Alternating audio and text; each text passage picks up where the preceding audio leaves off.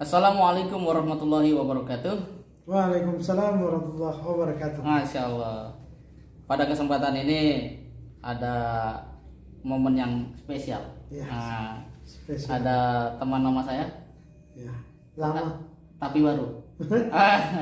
Baru ketemu. Ya, 6 tahun kayaknya. 6 tahun ya, ketemu. Masya Allah. Sudah jadi presiden ya waktu itu ya. Iya. Alhamdulillah. Beliau adalah saudara Amin Umar, asli dari NTT ya. Di mana tempatnya itu? Pulau Solor, Desa Lohayong. Oh, Masya Allah, dari Pulau Solor. Nah, sahabat yang pernah ke Pulau Solor bisa kontak saudara Amin Umar ya. Oke, saudara Amin Umar ini tugas dakwah di Malinau. Sebelumnya juga di Tarakan ya, Iya. di Tarakan.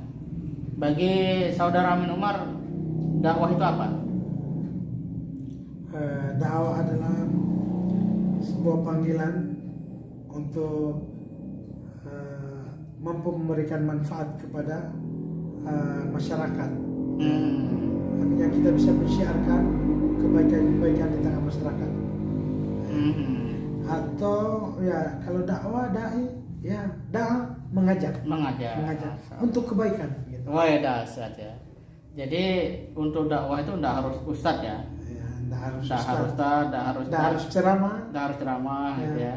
Bisa yang penting memberi manfaat kepada memberi masyarakat. manfaat. Ya. Ah, Contoh yang baik Nah, contoh Ya. yang baik, puncaknya mengajak ya. Ya. Bisa mengajak. bisa mengajak Nah, amar ma'ruf nahi munkar. Nah, itu. Masya Allah. Jadi obrolan kita ini juga dakwah ya. Ya dakwah Kalau kontennya bermanfaat. Nah, Wah, luar biasa. Saudara Amin Umar, kalau misalnya dari Jakarta mau ke Malinau, kayak apa perjalanannya? ya naik pesawat dari Jakarta ke Balikpapan. Balikpapan, Balikpapan ke Tarakan. Tarakan. Malinau. Malinau. Ya. Naik pesawat lagi. Naik pesawat. Wah, Kalau enggak naik speed dari Tarakan.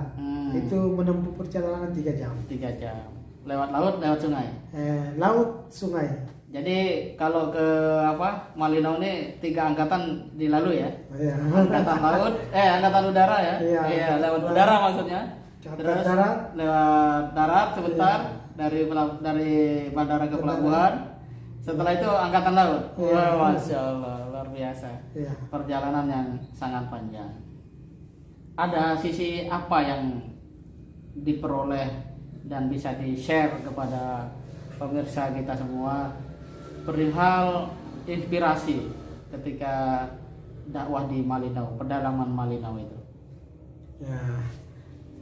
Kalau untuk dakwah di pedalaman, ya memang yang pertama kita harus sabar. Sabar. Kenapa? Yes. Dipukuli atau? Bukan dipukuli, tapi kadang maduni yang tidak ada. Oh, Masya Allah. Yang mau Dibina ya? dibina itu yang mana ya? Hmm. Kadang mereka juga harus pontang-panting ke ladang. Manggil satu-satu ya? Iya, manggil satu-satu. Kadang juga kalau musim panen ya kita harus bersabar untuk setelah panen baru. Sementara setelah panen kadang juga kita waktunya tidak ketemu. Nah, itu juga. Jadi gitu. karena memang masyarakat ya, beda dengan anak di pondok atau Iya. di asrama gitu ya, Iya. yang waktunya bisa dikondisikan masyarakat. Kondisikan. Kalau dai-nya datang, ustadznya datang ke desanya, belum tentu orang-orang itu ada di rumah aja. Jadi pada beladang gitu ya, Iya. apalagi pada musim panen. Panen. Nah, itu dakwah harus betul-betul sabar ya. Ya. Tapi yang saudara Amin Umar saksikan dari ustadz-ustadz kita di Malinau, dengan situasi begitu mereka ngeluh mundur, udah mundur aja lah saya gitu kan, atau gimana? Alhamdulillah dengan situasi ini memberikan tantangan buat dai untuk berinovasi. Bagaimana untuk bisa menarik masyarakat untuk bisa ketika sang dai tiba atau ustadznya tiba itu mereka sudah kumpul. hadir atau memang berinovasi bagaimana supaya masyarakat itu selalu merindukan kedatangan sang dai. Nah, itu yang kita perlu inovasi itu. Sebagian sudah dilakukan tampaknya. Iya. Dengan cara apa misalnya? Ya salah satu ya kalau sekarang yang sering kita lakukan ya untuk anak-anaknya dulu. Ya. Memang anak-anaknya dulu yang kita ajak. Ya nanti dari baru orang tuanya itu tertantang ya. Tertarik kok, anu ya, Bagus ya. Oh, ternyata anak-anak setelah ikut kok tambah bagus, akhlaknya tutur katanya. Bisa ngaji. Ya bisa ngaji. Nah, awalnya tidak bisa. Rajin belajar. Masya Allah. Itu. Jadi saudara, sahabat kalian yang berbahagia, saudara Amin Umar ini ada di Malinau dan salah satu titik binaannya adalah para mu'alaf. Iya.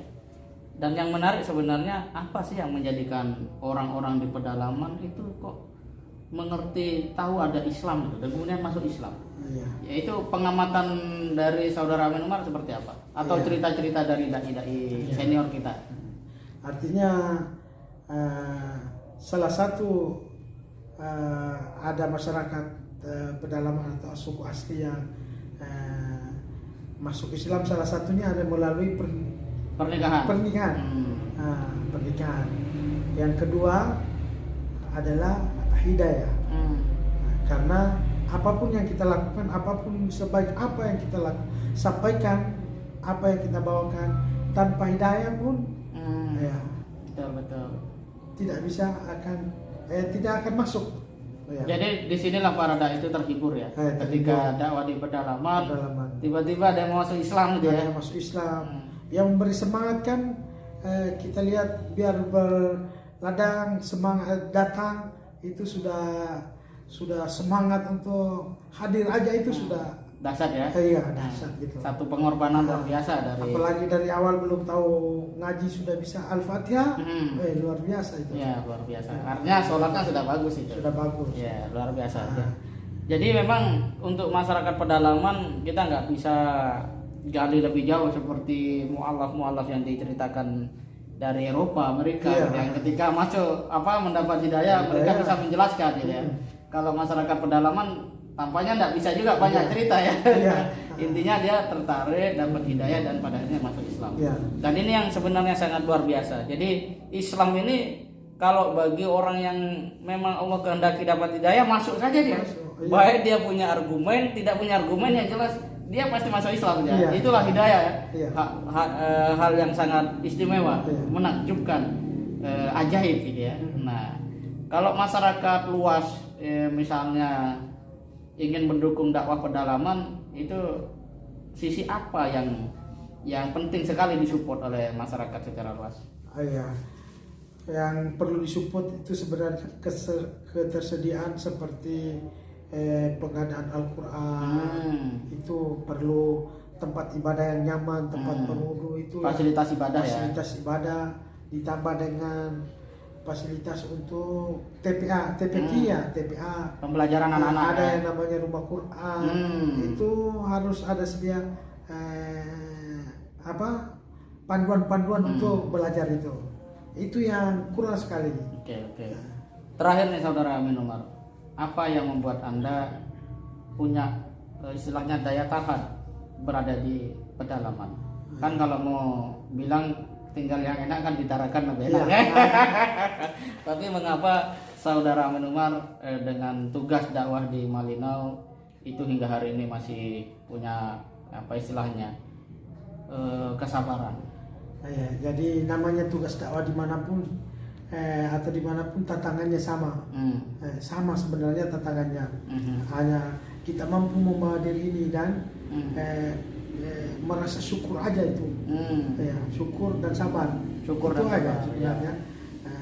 Kalau enggak, dimanapun kita berada, mau di kota besar, mau di kalau tidak syukur dan sabar tetap merasa tersiksa juga. Tersiksa, rugi dan ada membuat semangat adalah mempunyai sebelum masyarakat itu bisa menerima kita dan bisa sebelumnya tidak bisa dan akhirnya bisa dan bersaudara. Luar biasa. Itulah keindahan-keindahan yang kalaupun kita tugas dimanapun tidak ada soal ya. Tidak ada soal karena tugas ini jangan dibayangkan seperti dai-dai di perkotaan. Tidak ada pokoknya. Insya Allah murni untuk kebaikan. Masya Allah. Saudara dan sahabat kalian yang berbahagia, inilah secuil obrolan dengan saudara Amin Umar. tampaknya beliau juga sedang berlatih untuk bisa tenang gitu ya, berbicara. Soalnya kalau tidak di depan kamera bicaranya enak tuh, dan cenderung mengundang kita semua untuk tertawa, dan luar biasa saudara mendengar. Dan benang merah yang bisa kita ambil di sini bahwa siapapun bisa berdakwah, dan berdakwah tidak mesti ceramah, dan kunci hidup yang bahagia itu hanya adalah sabar dan syukur. Dimanapun kita tinggal, sebagai apapun, kalau bersabar, bersyukur, insya Allah bahagia. Dan yang sangat menarik adalah jadikan hidup kita bermanfaat, syukur-syukur bisa menghantar hidayah bagi sesama. Semoga bermanfaat. Assalamualaikum warahmatullahi wabarakatuh. Waalaikumsalam.